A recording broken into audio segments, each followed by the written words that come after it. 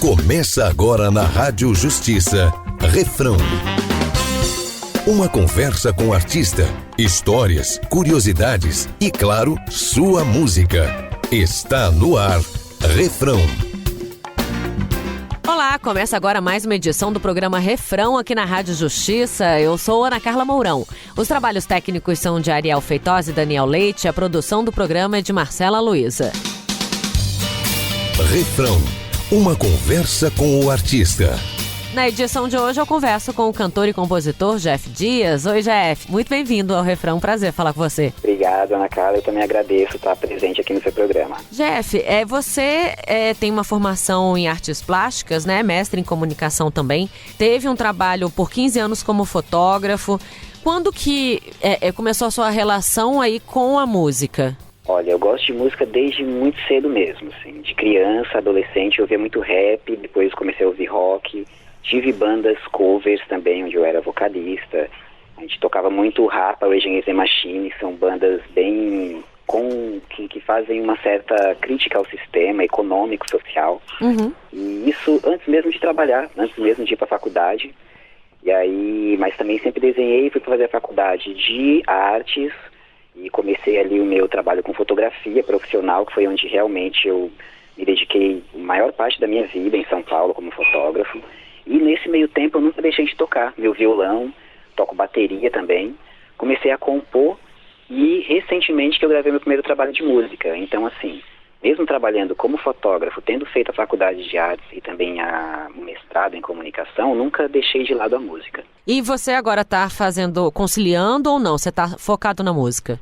Eu tenho um talento para muita coisa, sabe? Eu faço muita coisa, eu gosto de fazer muita coisa. Uhum. Então eu gosto de fazer desenho, de fotografar, de tocar. Então eu acredito que sempre é importante a gente exercitar aquilo que a gente tem predisposição a fazer. Nesse momento, o mercado de fotografia em São Paulo deu uma pausa bem legal nos últimos anos. Uhum. Fiz o mestrado para ser docente, porque eu já dei aulas de fotografia e de desenho na Rede Sesc em São Paulo. E os alunos me elogiavam, tal. Eu fui fazer o mestrado para entrar na atividade docente em faculdade, mas também foi numa época onde as faculdades estavam demitindo, enfim, essa crise econômica que já perdura há uns anos aqui no Brasil, né? E aí veio, por coincidência, eu conheci um percussionista argentino aqui no litoral da Bahia, na Vila de Santo André, em Santa Cruz Cabral, região de Porto Seguro, e a gente gravou 4 das minhas músicas. Então foi meio que um impulso para que eu começasse a pensar na minha carreira de músico. Uhum. Na verdade, eu já vinha pensando, já queria gravar.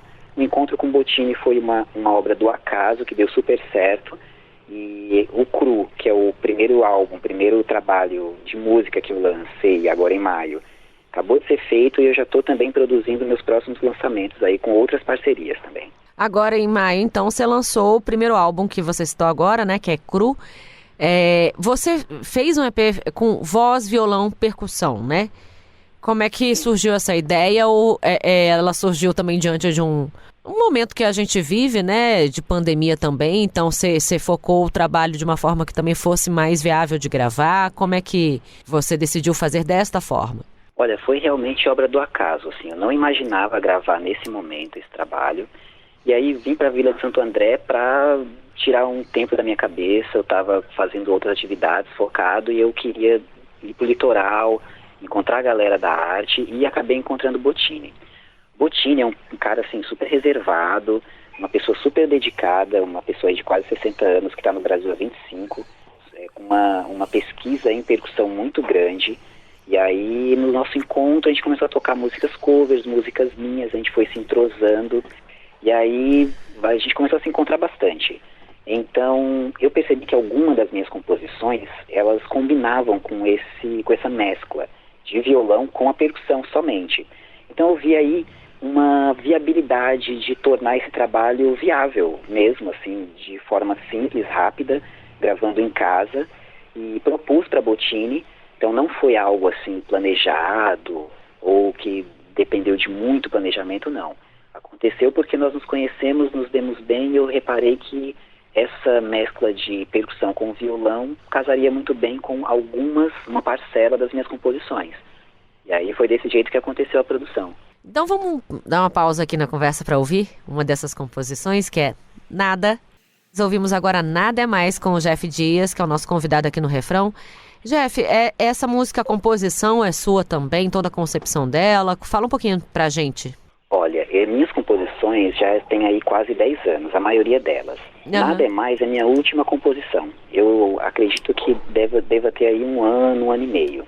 Nada é Mais é uma música que eu falo sobre as questões de posicionamento energético do corpo com a realidade que a gente vive, né?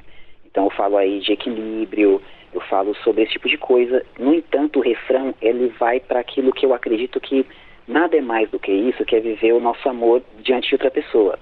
Então, tem essa questão do individualismo, né, claro, mas quando eu penso no amor, quando eu penso nessa relação do bem mesmo, que eu acredito que seja o melhor sentimento que nós sentimos como seres humanos, é o amor. E quando esse sentimento ele está voltado para algo externo, então eu vejo que é amplificado isso.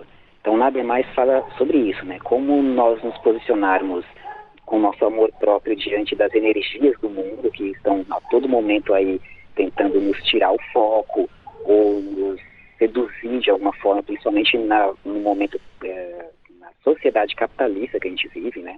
De consumo.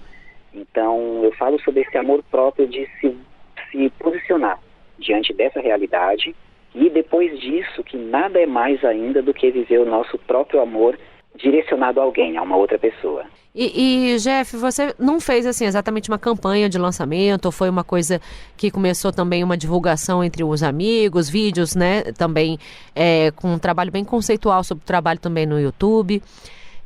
Foi uma saída porque fica até um pouco mais difícil, a não ser pela internet mesmo, fazer uma campanha, um lançamento, como normalmente se faria antes da pandemia, né? Olha, essa coisa de que normalmente se faz é algo que eu considero, eu sempre considero que normalmente as pessoas fazem. Uhum. No entanto, eu também abro espaço para encarar as coisas da forma que eu acredito. No caso do Cru, como a própria produção não teve aí um planejamento, a divulgação também não teve, porque eu, até o momento de finalizar o álbum, eu estava completamente voltada, minha atenção, para a realização da produção, da música. Assim que ela terminou, eu subi e divulguei para algumas pessoas. Uhum. Eu não tenho uma equipe, meu trabalho ele não está coberto, pelo menos até o momento, por uma produção, por investidores, pessoas que estão no business mesmo, nos negócios da música.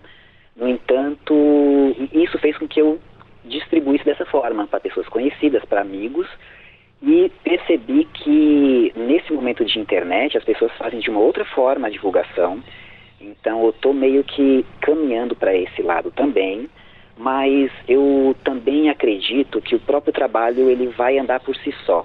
Eu posso até me esforçar, fazer um trabalho de divulgação, de marketing, seduzir as pessoas para ouvirem, isso também faz parte dos meus planos. Uhum. No entanto, eu acredito que o próprio trabalho vai andar com as próprias pernas. Então, eu posso receber um convite de alguém pode ouvir e gostar. E o trabalho com música é assim, o trabalho com arte é assim. Então a gente desperta como artista alguns sentimentos, algumas sensações nas pessoas através da nossa obra, e são essas sensações e esse sentimento que as pessoas vão ter de ligação com a obra é que vão levar a obra adiante. Então eu estou apostando nisso, no Cru, que já foi lançado sem nenhuma campanha de divulgação mais intensa, e também nos meus próximos lançamentos que vão acontecer aí a partir do final desse mês. Você cresceu, na verdade, foi na periferia de São Paulo, né? Você hoje mora na Bahia, é isso mesmo? Isso, minha história é assim, tem um disco muito emblemático daquele grupo de rap Racionais MCs, que, os caras, os Racionais, não existe um segundo lugar no rap no Brasil. Racionais como primeiro, eles têm um legado histórico indiscutível. Todo mundo sabe quem é Racionais, e quem já ouviu Racionais sabe do que eu estou falando. Né? Realmente é uma obra muito importante para a cultura.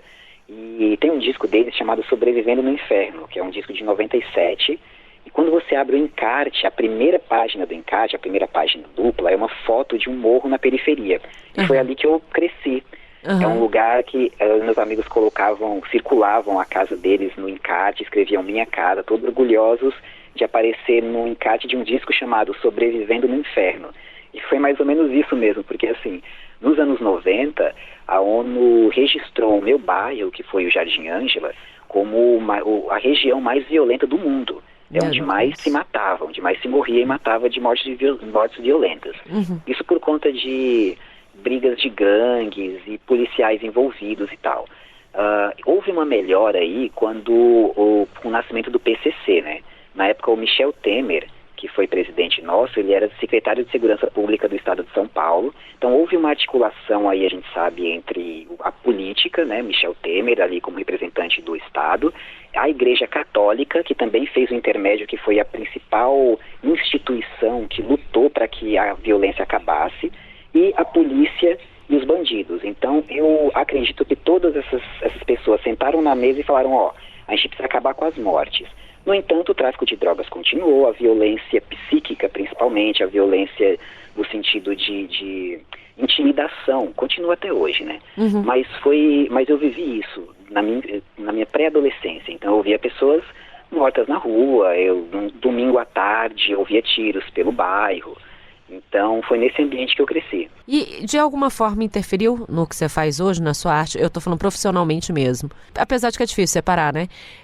Mas, assim, você acha que isso, de alguma forma, te construiu o artista, no artista que você é hoje? Com certeza, mas com certeza mesmo, assim.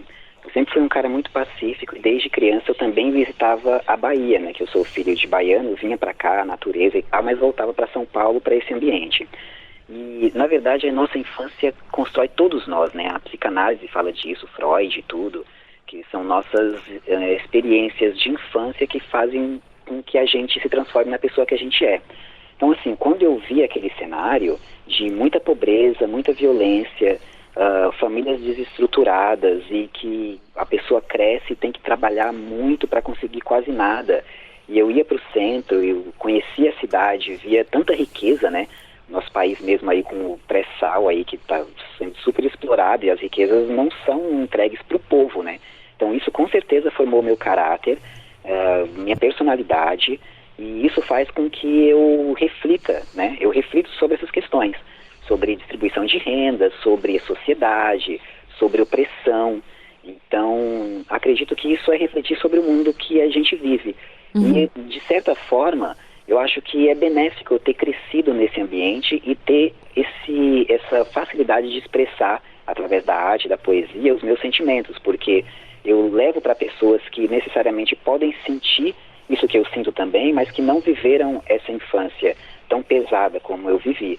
Mas isso fez com que eu, de alguma forma, tivesse um pouco mais de tato para falar desse assunto, né? Que é essa opressão e toda essa violência que existe aí na nossa sociedade. E vamos dar uma pausa aqui, a gente volta nesse assunto já, mas vamos ouvir uma música que é bem gostosa também, do Jeff Dias, Pássaros.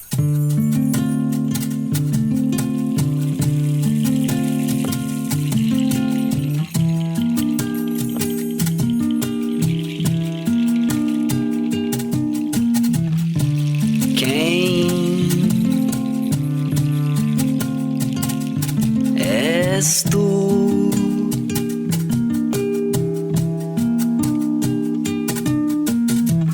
Pássaro, quem és tu?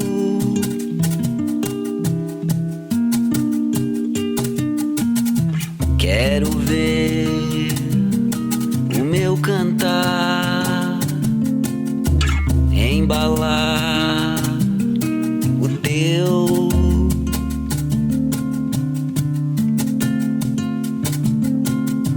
Pássaros,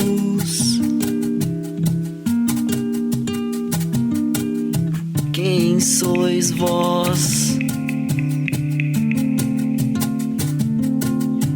Pássaros,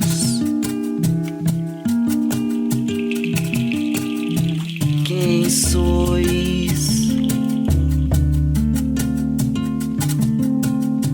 Quero ver a minha voz, embalar o teu voar, pois sois como os teus sóis no céu azul.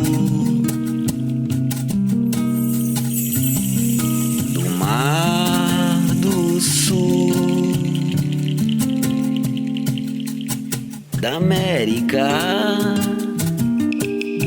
quem és tu? América, quem és? Pra amordaçar o pio do pássaro e minha voz. O vento leva. Acabamos de ouvir Pássaros, eu tô conversando com o Jeff Dias. Jeff, tem uma característica, assim, né, que a gente que vai ouvindo sua música percebe que tem uma conexão, de repente, com a natureza, é uma coisa de espiritual mesmo, assim, sabe? Como se fosse um relaxamento, até sua voz é assim, sabe? Legal. Proporciona uma calma. É isso mesmo? Com certeza. Bom, a minha obra está falando isso, né? Muito legal que você diz isso ao ouvir minhas músicas e reforça que eu estou conseguindo levar isso adiante com o meu trabalho. Eu sou de família católica, né? Então eu cresci ali no meio da igreja, fiz primeira comunhão e não sei, eu não tive também não era uma família muito forte católica, né? Aquelas beatas, não. Mas minha família sempre teve muita fé. E eu sempre tive muita fé. Eu sou uma pessoa crítica desde o começo da escola, eu também era ali um dos melhores alunos, então tem essa coisa da ciência na minha vida.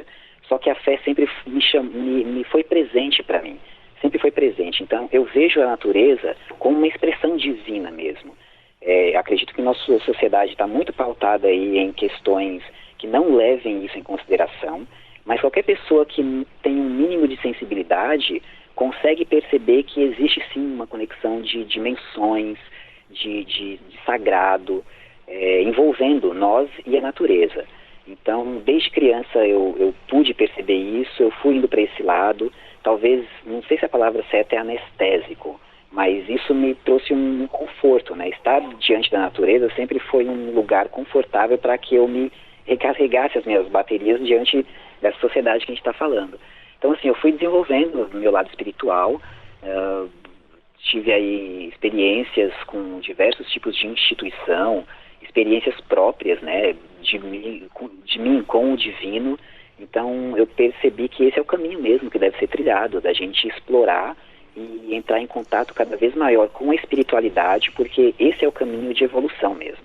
E Jeff, qual que é a importância da percussão nisso tudo aí? Porque a gente percebe que existe um destaque na percussão dentro das composições ali. Você acha que está ligado diretamente a isso também? A essa conexão espiritual também? Com certeza. É engraçado, porque eu disse para você que não foi um disco pensado nem planejado, foi obra do acaso. Mas aparentemente tem um planejamento do acaso aí, que talvez não seja desse plano material. Porque Marcelo Bottini é uma pessoa que frequenta reuniões de ayahuasca, de religiões indígenas. O set de percussão que ele usa, a gente sabe que percussão são inúmeros instrumentos, né? E o set que ele usa, ele é muito voltado para o xamanismo, quer dizer, para as cerimônias indígenas, das quais ele trabalha ali. Então, a gente também sabe aí que são muito usados da percussão em cerimônias de canalização de mensagens, não só no Brasil, não só afros. A gente vê aí que existe em lugares do Oriente, na Europa. São muitas mesmo instituições religiosas, se eu posso usar essa palavra instituições, né, para a gente resumir, mas que usam da percussão, da repetição de ritmos, para que nessa repetição entre uma certa vibração e que ali esteja envolvido um ambiente onde exista uma facilidade maior de comunicação. Então Bottini já trabalha isso há muito tempo com os índios aqui da Bahia, com o xamanismo, com a ayahuasca, e casou perfeitamente com as minhas letras, assim, de uma forma muito, muito íntima mesmo, com a minha poesia. E você lançou o primeiro álbum, agora já pensa em outros lançamentos, já tem alguma coisa em mente para os próximos trabalhos em relação à música, né, que eu pergunto? Olha, não só planejo, mas já está em execução. Cru foi uma obra aí de 4 músicas, e agora vem uma segunda obra com 4 músicas também. No entanto, dessa vez eu vou lançar uma música por vez.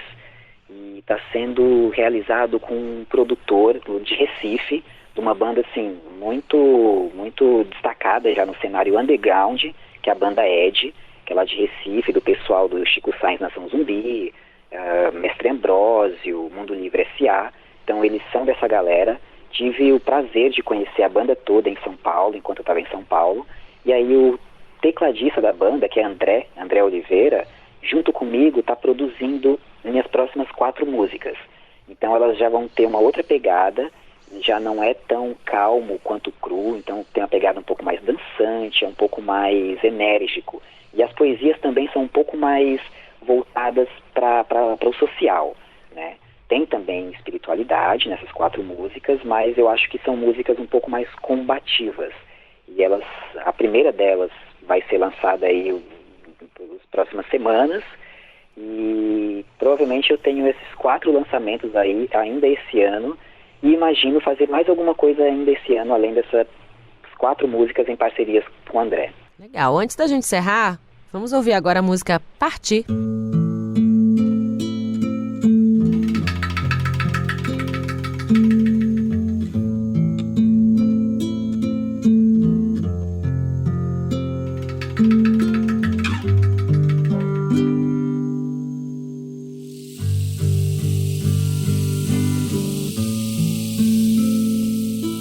Parti, juntei,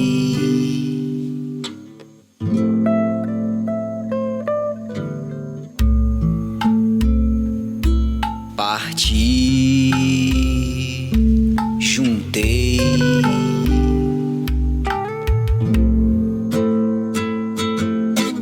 tudo que vi, senti, ouvi.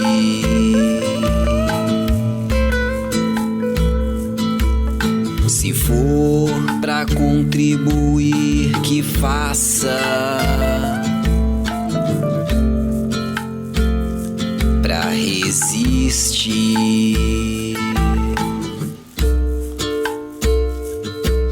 Um não, a farsa.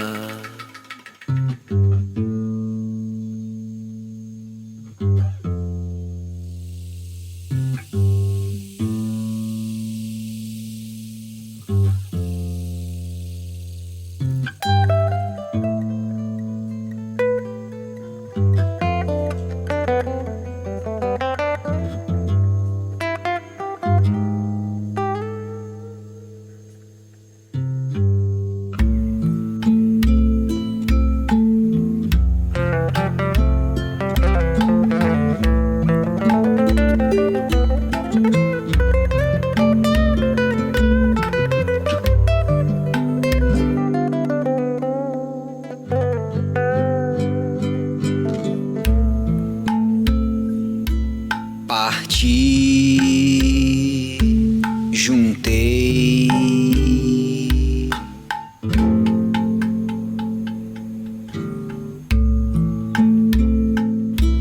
parti, juntei,